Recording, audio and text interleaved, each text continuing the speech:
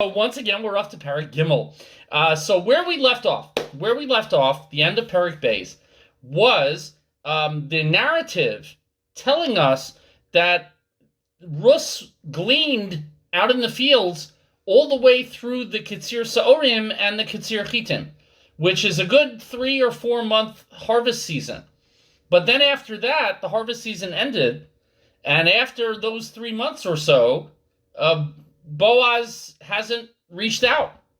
And it says Ruth and Naomi stayed home, which is bad because winter is coming, as they say on Game of Thrones. And you need something to eat. But if you can't go out and glean, what do the poor people eat for 6 months a year in between the harvest seasons? So hopefully maybe she gleaned enough. She was bringing home an ephah at a time. That's pretty big. But nevertheless, there's a lot of concern. So some say this is actually necessary. It tells us in the Gemara Yevamos, Matun nasuv itza. He who wishes to marry a woman has to wait. What does that mean, has to wait? Well, it's not just that engagement takes a while because you have to pick out the color of the tablecloths and the flower arrangements. You also have to wait because if the woman was married before, or if she's a giores, if she's a convert, she has to wait 3 months, halachically, to determine that she's not pregnant by a prior partner. It's very important not to mix up babies in a culture where mamzerus is very serious problems and where you can't have marriages that are in question. So you have to wait 3 months first. So some say that's why Boaz held out so long before going to see Naomi and Ruth, was he waited 3 full months until Ruth's time was up to make sure. Rashi points out also that you want to see somebody's character. He does it in the feminine. He says you have to make sure that the woman you're thinking about marrying is not a ra'a v'katranis, wicked or argumentative. I would tell you that when you're engaged, first of all, you sometimes do find out if somebody is argumentative. My wife and I got into a heck of a fight on my birthday. This is 32 years ago birthday. We got engaged in the summer, and we got married December 29th. And on November 26th, we were in Kingsway Jewish Center, of all places, where the wedding was going to be, looking at tablecloth colors. And we got into, wow. I mean, we got into a Brugus that was classic in its complete stupidity. Because honestly, neither one of us cared that much. But of course, we were stressed about other things. And so we got into an argument. I saw that my wife was a katranist, that she was argumentative. And I said, that's the girl for me. Because she let me have my Narishkeit, and then we got it all out in the open, and we were done. Ruth's character, of course, is completely above reproach. She is welcomed by Boaz to eat at the head table, but instead she trudges home every night, all the way back to Naomi, hanging out with an embittered old woman who hates her, or seems to, her mother-in-law. Any of us who would hang out with our mother-in-law on a regular basis every single night before going back out to work in the morning and then coming back again, that's not necessarily an easy thing, but she did all of that. So why do you have to wait to make sure she's not wicked? So for Boaz, the answer is that she was brought up Moabiyah. And in Moab, licentious and stingy and problematic people, not so easy to make a shidduch with somebody like that. Not only that, but she's shunned by the other field workers we saw. In Perek Daled, when we meet a man named Ploni Almoni, not his real name, we will see that she's shunned by members of the family as well, as being unsuitable. It is not so long at this stage since Moab refused to give us food and water in the desert. It's a mere 300 years later or less. So you can see why people were very nervous about Moabiyah. But the women, Naomi and Ruth, know that Boaz has seen favor in Ruth, that he spoke well of her to the supervisor, to the field workers, in his big speech about how great Ruth is. So Naomi decides that it is time to take the law into her own hands. And it's Naomi who comes up with this plan, not Ruth. Now, in the Art Scroll version of Ruth, there is a very extended what they wanted to say, you probably can't see it, what they wanted to call it was prefatory remarks. Let me make it bigger. There it is. Right there. Prefatory remarks. but somebody at ArtScroll didn't spell very well. So it says prefatory remarks, which I think is weight shaming. So they shouldn't have done that. But the prefatory remarks that they make, chas v'sholom, would you think that there's anything untoward happen with a woman going out in the middle of the night, all dressed up and perfumed, sleeping at his feet and uncovering his knees? God forbid should we ever think that there's something sexual that happens between men and women, which, by the way, no offense, that's where babies come from. But ArtScroll doesn't want us to ever chas v'sholom think that such a thing would happen, because we have to comprehend fully the purity and innocence with which the sages in the context of biblical times understood this episode as being fully l'shem shamayim. And I'm making fun, but I'm not making fun, because that is very important. But at the same time, to ignore the fact that you've got two single, available, unattached adults who are going to be together in the middle of the night in a field, isolated from anybody else, with nobody watching in the middle of the night. And the Chazal tell us that Boaz fought a struggle that was even worse than the one that Yosef HaTzadik fought internally when he lusted after the wife of Potiphar and did not act on those lusts, but almost did. Almost did. They said his body was shaking from the tension of how much he desperately wanted to consummate that relationship. And for Boaz, it was worse. Now, Boaz is 80 years old. Most people hope that that can't be true. An 80-year-old man? Tony Randall had a little baby when he was 77 years old, so maybe it's possible. But the thing is, Boaz had no reason to reject Ruth. And that's what makes it more difficult. If you think of the Yetzer Hara as the little devil Bugs Bunny on your shoulder, trying to talk you into doing things, his little Yetzer Hara is saying to him, hey, she's single, you're single. She's a Penuya. It's even an act of marriage for you to be intimate with her. So you're doing the right thing. What's the big deal? And you could be doing Yibum too. And yet Boaz somehow resists. And Ruth somehow resists. Because she herself, we're going to see, is a little bit reluctant in what's about to happen. But for us to ignore the fact that they are adults with adult needs, and they're both lonesome, and they both see in each other a meeting not just of the body but of the spirit, would be to shortchange them. If we ever do Shir Hashirim, because we're doing 30-minute Megillas, if we ever do Shir Hashirim, it's going to be very difficult, because I don't want to do an allegorical translation that leaves out the fact that it is a book about the beauty of the human form and the way human beings interact and desire each other. Because our desire for God has built into it our desire for each other, because it says so with Adam HaRishon, that at some point one leaves one's parents and one is dovek. Ruth uses that word a lot. One really connects with another person. Nowadays, there are many different definitions of what an appropriate relationship is, but we're going to keep it men and women. I'm sorry, I'm an old white guy. Get off my lawn. I still see things, God created Adam and Eve and not Adam and Steve. And so I'm going to really stick with our traditional Jewish definition of what a proper relationship is. And so if there is anything that anybody finds offensive, I guess this is a long-winded way of apologizing in advance. But, we don't want to hide the fact that some of the words are very suggestive, and intentionally so, I believe. I don't think the Megillah was trying to shortchange what these two people felt for each other. And there was a natural kind of physical desire as well as a huge spiritual one that attracted them together. And without either one of those, you don't get Mashiach. So that's my little speech in favor of occasional human passion. It happens, and the Chazal didn't make fun of it. And in the Gemara, there's somebody who once hid under his Rebbe's bed, where he said, I want to see how Rebbe does the mitzvah. And Rabbi Yochanan, or whoever it was, finds out that there's, one of his Talmidim is thumping over the bed while he takes notes. He yelled at the guy and said, get out from under there. And the guy said, but I want to learn from the Rebbe. And if I remember correctly, the Gemara says, he told his Talmud, there are some things you are not allowed to find out through voyeurism. It's not for you. Get out. Not your business. But it doesn't mean that the Rebbe and his wife didn't have a very healthy relationship in every format. So just saying that right to go out. And so Naomi says what she says, and it is a little hard to swallow. But Tamar lo Naomi chamosa. So Naomi says to her, to Ruth, who now they're a little reconciled. Naomi's a little less bitter at the end of the last parak. She says, Biti, my daughter, halo avakesh loch manoach, asher yitav loch. Shall I not seek for you manoach?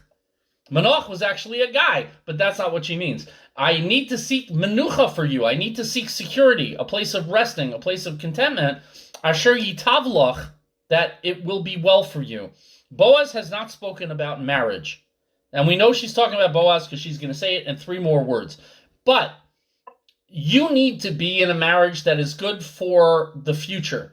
Not just good for now, but good for years to come.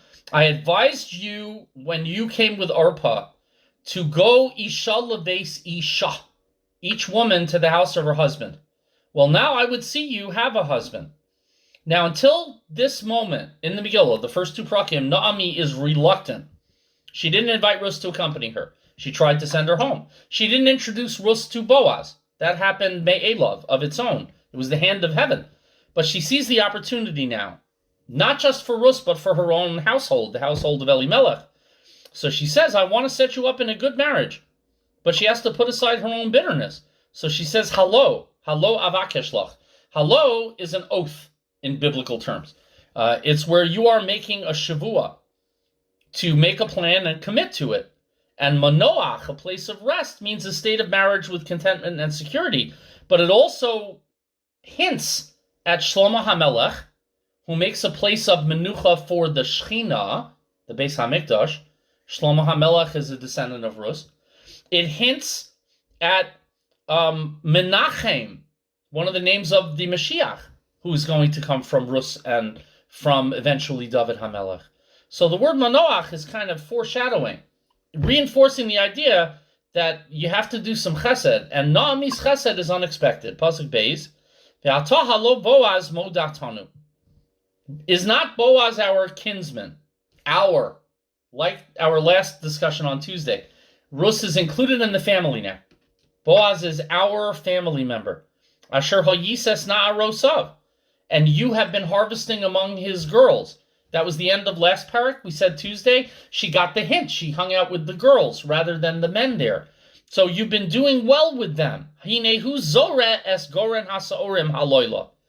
Tonight, on the threshing floor, the goren, he is going to be winnowing the barley, which is to separate the barley from the chaff. Sometimes you did this in daytime, where you held it up in kind of a strainer and waved it in the air so that the breeze would separate the chaff, the waste product, from the stalks, from the ears.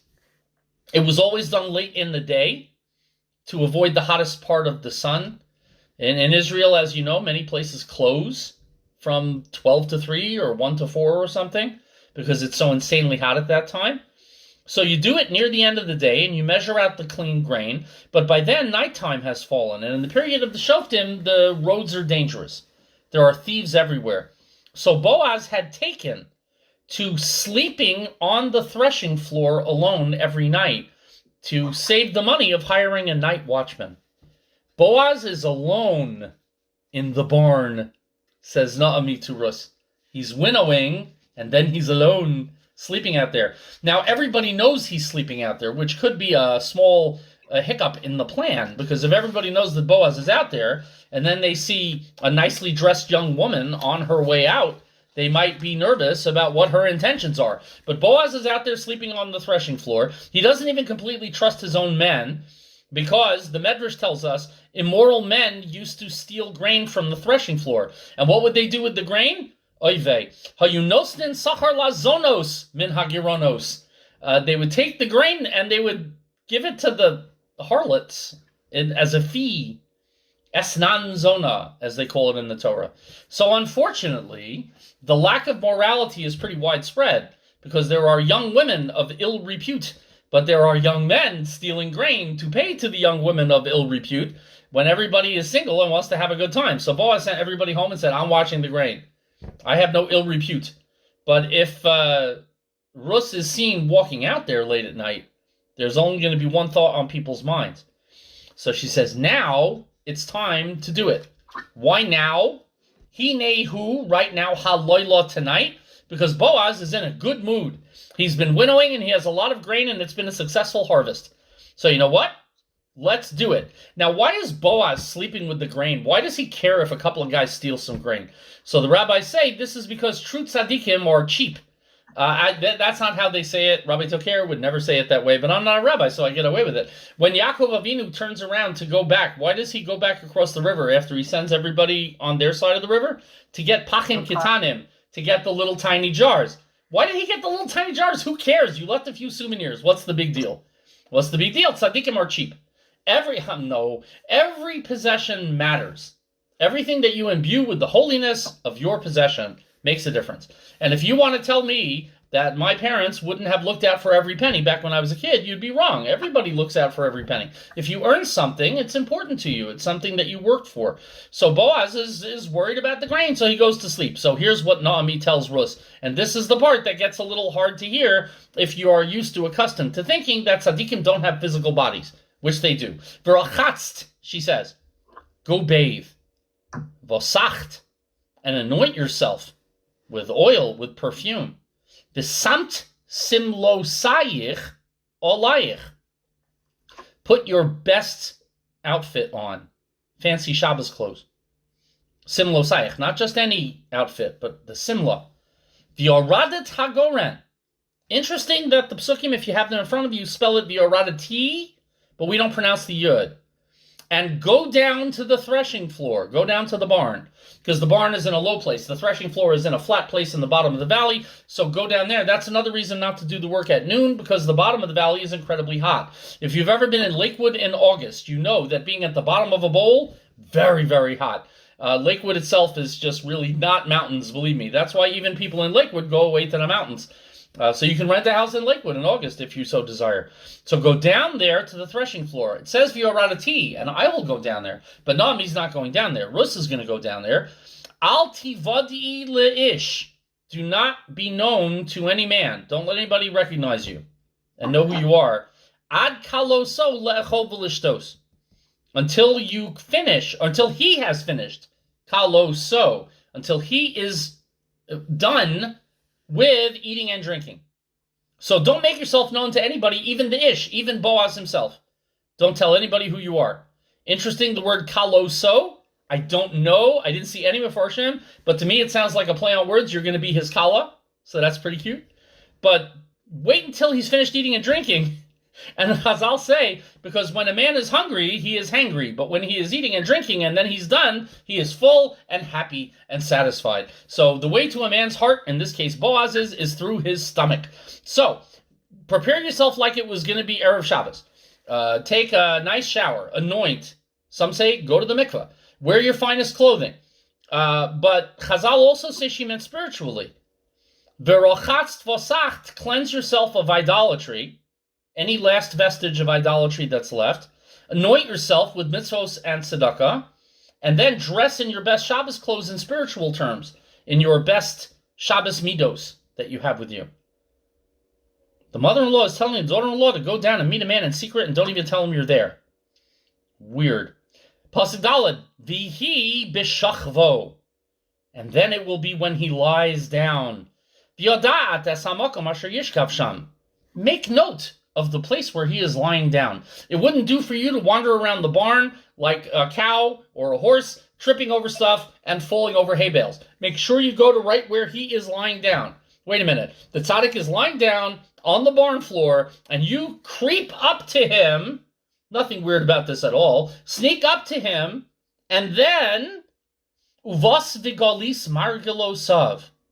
You should come there and uncover his legs. That could mean more than just uncover your legs, if you know what I mean. Pull up his robe. V'shachaft, and lie down with him. Lie down with him? Ruth is like astonished. She's like, what? I thought I was the modest one. And now you're telling me, sneak up, all dressed up, sneak up on him while he's sleeping, pull his robes up a little bit, and then lie down at his feet. Zowie.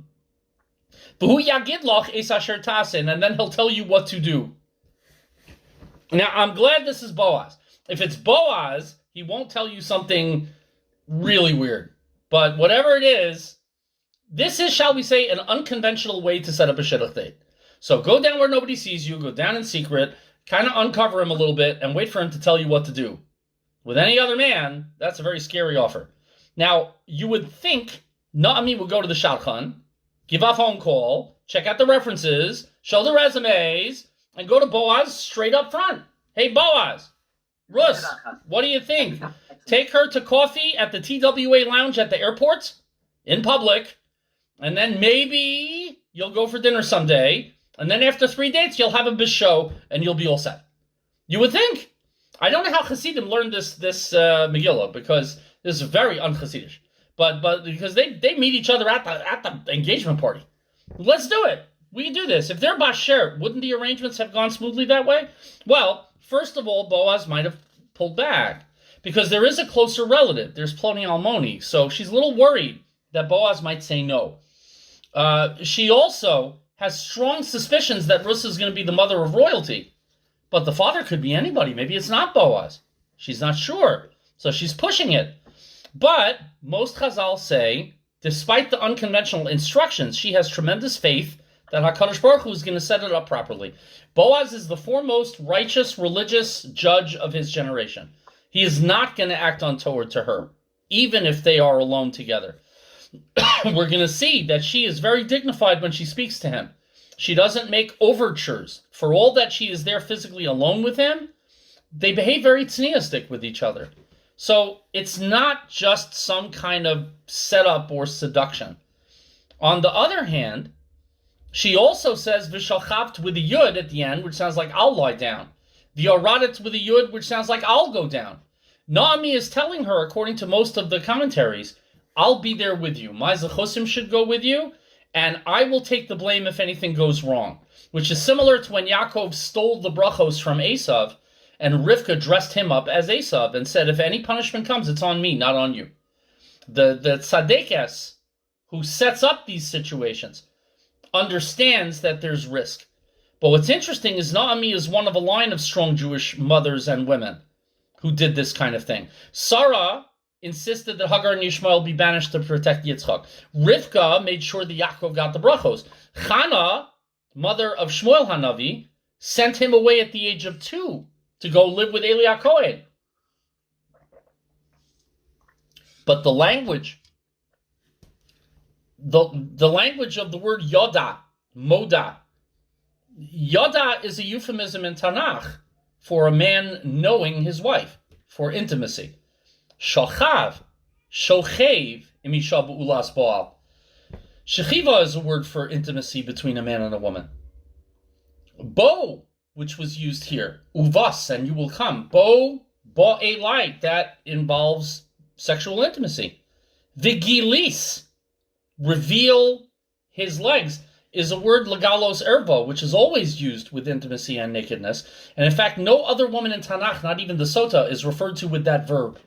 So there's clearly kind of a sexual connotation. Even Vihine Isha, when Boaz wakes up, and behold, it's a woman, there is a pasuk in Mishle that Vihine Isha likroso shis zona is a reference to a woman who adorns herself for a man who's not her husband. So the language is sexualized. There is no ambiguity, whatever the art scroll wants to tell us, that Naomi is hinting that there's going to be an intimate relationship between Ruth and Boaz. It's a little uncomfortable, but it's a mother talking turkey, as it were, with her daughter-in-law. And what does Ruth's answer? Vatomer Elaha kol asher tomri elai e'eseh. Ruth, ever obedient, doesn't understand the plan, seems uncomfortable with it because she won't repeat the words. But she says, everything you say to me I will do. But the word Eli is not written. It's read. We lane it, but it's not written in the text. Why not? Eli to me. It might be she understands that Naomi is being divinely inspired here and is doing what God wants. Eli to Hashem. L'shem shamayim. But it may also imply a lie that Ruth sees something here that she would not agree with in her right mind most times. I'm not sure I go along with that, she's saying. And not only that, who's it benefiting? It's benefiting Naomi to have a connection with Boaz and to get her fields back. So is it a lie? Is it for Ruth's benefit? Maybe. But it's interesting. Ruth is going to go down and seem to seduce Boaz, and this seems unimaginable to us. But Go back further and you see Lot's daughters seducing him.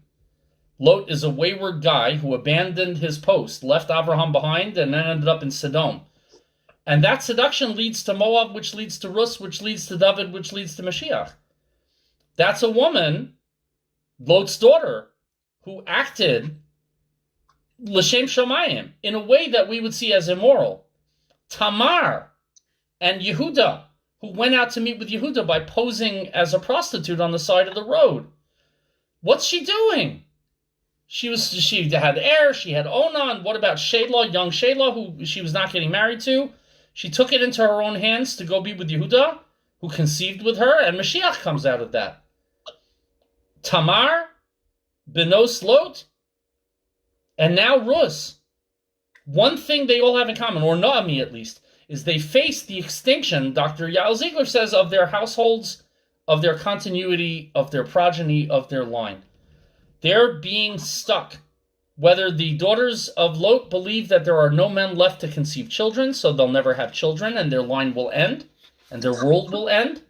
Whether it's Tamar, who after the death of Er and Onan, Yehuda refuses to allow her to marry Shelah, so she takes the situation into her own hands. Whether it's Naomi seeing her sons die, and believes she will never conceive another child, sees that her daughter-in-law Ruth needs somehow to be in a position to have children. Instead of passively accepting their fate, she writes, each one takes bold initiative to reinstate her line, use all means at their disposal to have the desired result, which is progeny, children, and continuity. And Chazal praises them. Benos Lot and Tamar and Ruth are praised as Imei HaMalchus, as mothers of royalty. So it's not sexual looseness or immorality. But what's interesting is that Yehuda lies with Tamar and never knows that it was fated by Hashem and thinks she's just a common prostitute. Lot lies with his daughters, and he doesn't know when they come or go. But both of them had abandoned their role. Lot had run away from responsibility. Yehuda had barred Tamar from being able to be a mother. That was wrong. Boaz did none of the above. When Elimelech ran, Boaz stayed.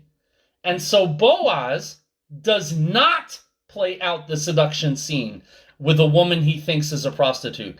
There are no, pun intended, misconceptions.